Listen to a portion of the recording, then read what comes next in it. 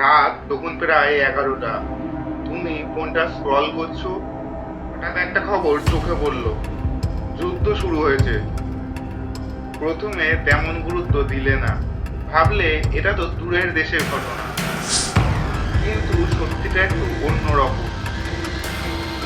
28শে ফেব্রুয়ারি 2022, সেদিন হঠাৎ করে রাশিয়া আক্রমণ করে ইউক্রেনকে। শুরুতে সবাই ভেবেছিল এটা কয়েকদিনের মধ্যে শেষ হয়ে যাবে, কিন্তু দিন যায়, সপ্তাহ যায়, মাস পেরিয়ে যায়, যুদ্ধ থামার নামই নেয় না।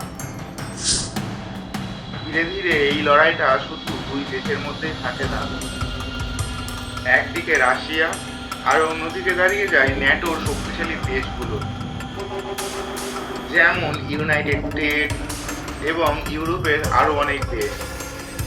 তারা সরাসরি যুদ্ধ না করলেও ইউক্রেনকে অস্ত্র, টাকা আর সমর্থন দিতে থাকে। এখান থেকেই শুরু হয় আসল পরিবর্তন। কারণ রাশিয়া শুধু একটা মাত্র দেশ না, এটি বিশ্বের সবচেয়ে বড় তেল ও গ্যাস সরবরাহ দেশগুলির মধ্যে অন্যতম।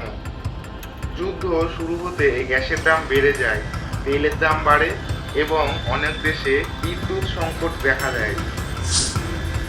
এবার আসি আমাদের দিকে। ভারতে সরাসরি যুদ্ধ না হলেও এর প্রভাব খুব স্পষ্ট।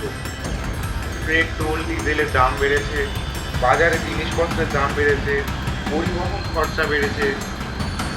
আর তুমি যদি পশ্চিমবঙ্গে থাকো তাহলে তো দেখেইছো, সবজির দাম, নিত্য প্রয়োজনীয় জিনিস ধীরে ধীরে দাম বাড়ছে। কারণ একটা যুদ্ধ শুধু সীমান্তে থাকে না, ধীরে ধীরে আমাদের জীবনে ঢুকে পড়ে। এখন একটু ভাবো, যেখানে মানুষ স্বাভাবিকভাবে ঘুমাতে পারতো সেখানে আজকে বোম পড়ছে, যেখানে বাচ্চারা খেলতো সেখানে ট্যাঙ্ক দাঁড়িয়ে। যুদ্ধ হচ্ছে কোথায় আর চাপ হচ্ছে তোমার পকেটে। এই যুদ্ধ এখনো পুরোপুরি শেষ হয়নি, লড়াই এখনো চলছে। আর সবচেয়ে বড় প্রশ্নটা এখানেই, দ্বিতীয় বিশ্বযুদ্ধ কি হতে পারে? সোজা উত্তর, এখনো হয়নি, কিন্তু পুরোপুরি উড়িয়ে দেওয়া যায় না। কারণ যদি রাশিয়া আর ন্যাটো একে অপরের বিরুদ্ধে যুদ্ধে নামে, তাহলে এক বিরাট যুদ্ধ হয়ে যাবে। আর তখন পৃথিবীর কোনো দেশই আলাদা থাকবে না। ইন্ডিয়াতেও তার প্রভাব পড়বে, অর্থনীতি চাপের মধ্যে পড়বে, চাকরির সমস্যা বাড়বে, সাধারণ মানুষের জীবন আরো কঠিন হয়ে যাবে। আর তখন আজকে আমরা যেটাকে খুব দূরের যুদ্ধ ভাবছি, সেটা একটা সময় পর কাছের হয়ে যেতে পারে।